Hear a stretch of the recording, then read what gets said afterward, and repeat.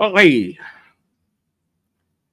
Alright, so magandang araw po sa inyong lahat mga kababayan. Ako po si JDB, ang inyong abang lingkod. Pag-usapan po natin etong si Tolentino. Okay. So, isa siya sa mga kandidato ngayon ng alyansa na nasa baba, nasa laylayan. Kasi pareho rin ni Benher Abalos, sinasabi na ayaw magtiwala ng mga loyalista raw, ng mga supporters ng admin, keso balimbing nga daw. Pinaliwanag ko mga nauna pa na dito sa Pilipinas, yung pagiging political butterfly, turncoatism, hindi na po dapat ito pinag-uusapan pa.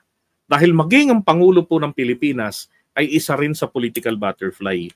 From KBL, napunta ng Nationalista Party, napunta ng Partido Federal ng Pilipinas. Diba? Maging si Apo Lakay, from Liberal Party, na two-party system pa lang tayo nun, napunta ng Nationalista Party, 'di ba? Para isulong ang kanilang mga political agenda. 'Yun naman po lagi ang dahilan. Pero ang dapat po natin tignan dito, dahil wala pong ideology yung mga political parties natin, tignan po natin ang individual po nilang performance, yung kanilang mga kakayanan, yung karakter nila, 'di ba? Now, eto sana maintindihan ng mga Pilipino, etong kay Tolentino. Bukod sa mga senador na kasama niya, ang may hawak po ng energy committee si Rafraf Tulfo. Pero walang silbi si Rafraf, 'di ba? Walang ginawa para dito sa atin na magkaroon tayo ng ma-develop itong ating energy. So ito si Tolentino, meron kasi siyang panukalang batas. Actually nag-file na 'yan ng Senate Bill number 2995. So yung kanyang Senate Bill po na kanyang i-file, ang layunin po nito ay magtatag ng tinatawag na talampas ng Pilipinas Oil Corporation or TPOC. So pag ginugol niyo yung talampas, ibig sabihin nito patag na kalupaan, no, sa ibabaw ng bundok. Hindi po ganoon. Ang ibig sabihin po nito ay yung Benham Rice. Okay, yung Benham Rice. No, or yung Benham Plateau na napangalanan ngayon napangalanan po ito, I think time ni Duterte, na dagat ng Pilipinas or Philippine Sea. Okay? Pero nai-award na rin talaga sa atin to ng UN na tayo po ang may karapatan doon sa lugar. Parang extended continental shelf yata yun, yung basihan nun. Pero alam nyo naman, pinapasok po ng China, nagsasagawa sila ng mga studies doon. So, hihintayin pa ba natin na maunahan tayo ng China, mag-claim doon to the point, mauuwi na naman po ito sa stalemate. Di ba? Tenga na naman, katulad rito po sa West Philippine Sea. Hindi na tayo makagalaw ng maayos doon. Kailangan lagi aayunan tayo ng China. 'Di ba? Kupal yung mga dating mga pangulo ng Pilipinas. Hindi tayo makagalaw ng maayos lalo na ngayon. 'Di ba? Dahil sa pinagagawa ni Duterte dati na sinimulan ni Gloria Arroyo, pinaubaya 'yan. Ano itsura ngayon? Hirap na tayong kumilos doon. Now, ang kay Tolentino, hindi po niya binabaliwala yung West Philippine Sea. Diba? Naging permanente na nga ang sa mapa ng Google Map yung West Philippine Sea. At yung kanyang maritime law na ginawa, yun ang naging susi. Now, inilalaban niya rin yung interest natin dyan, yung claim natin sa West Philippine Sea. Bukod sa ibang mga senador, siya po yung talagang nakakapagpaliwanag what it's all about. Abogado, di ba? So, ang gusto niyang mangyari po,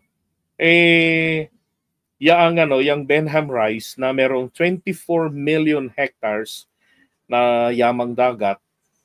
So, included po dyan yung 13.5 milyong hektarya ng Benham Rice sa pinakabandang ibabaw nito.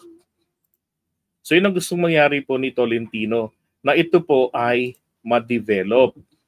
Okay? Na ma-develop yung magkaroon po tayo ng oil exploration doon na talagang Pilipinas yung nangunguna. Panahon na po, hanggat wala tayong karibal, wala tayong kaaway na kailangang palayasin from time to time doon. Dahil posibleng magkaroon. 'Di ba? Sa kanya, unahan na natin. Sabi nga rito,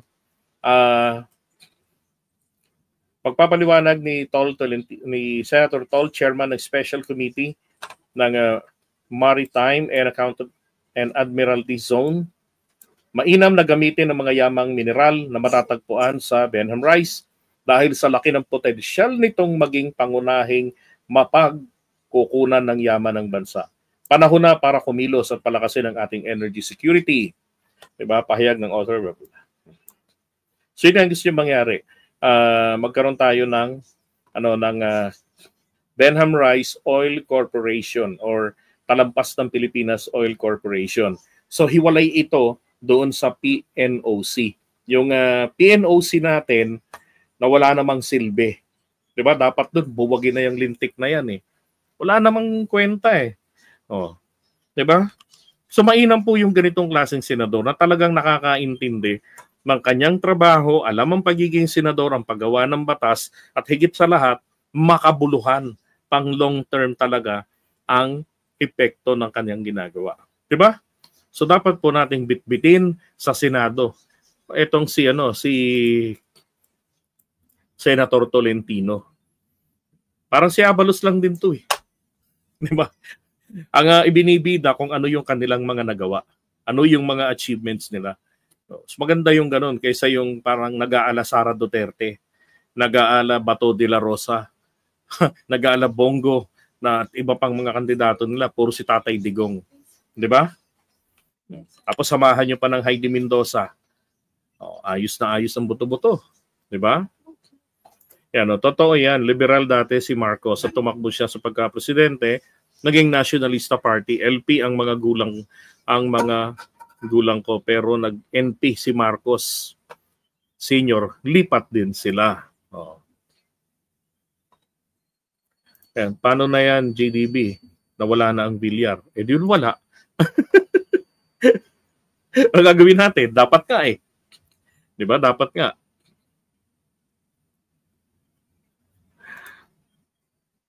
Pag mga Duterte ka, di na magbabago yan. Mga nagbabago yung mga 50-50 lang. Pero si Tolentino, pure Duterte, dugo niyan. Mali po kayo ron. Diba? Ganyan yung mga yung mga narrative laban kay Tolentino eh.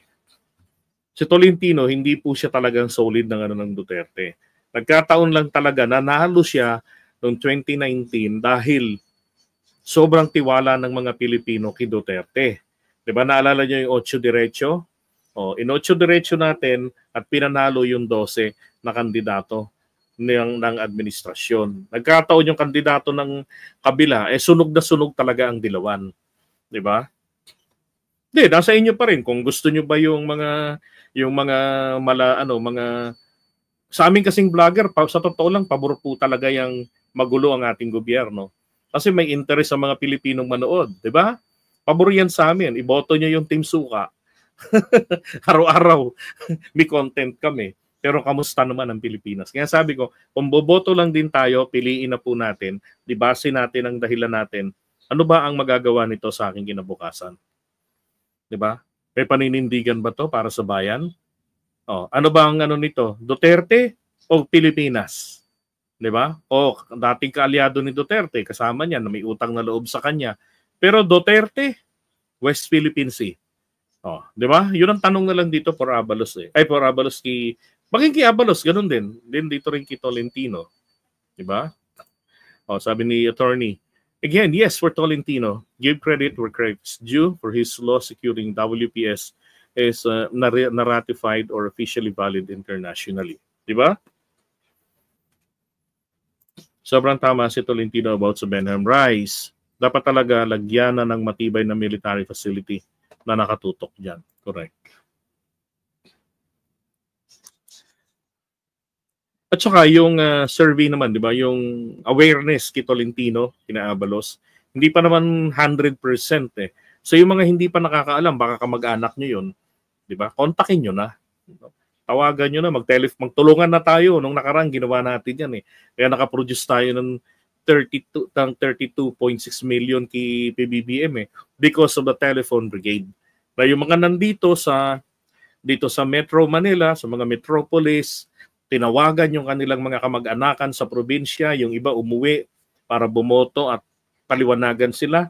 Yung mga nasa abroad, di ba? Kinumbinsi nila kung sino ang dapat na kanilang iboto noong 2022. So ganun din pong gawin natin ngayon. Let's do a telephone brigade or text brigade. Kung hindi na uso ang text pala, chat brigade na lang. Di ba? Kausapin sila. Yun ang pinakamagandang gawin natin. Alright, so iwan na natin si Tolentino.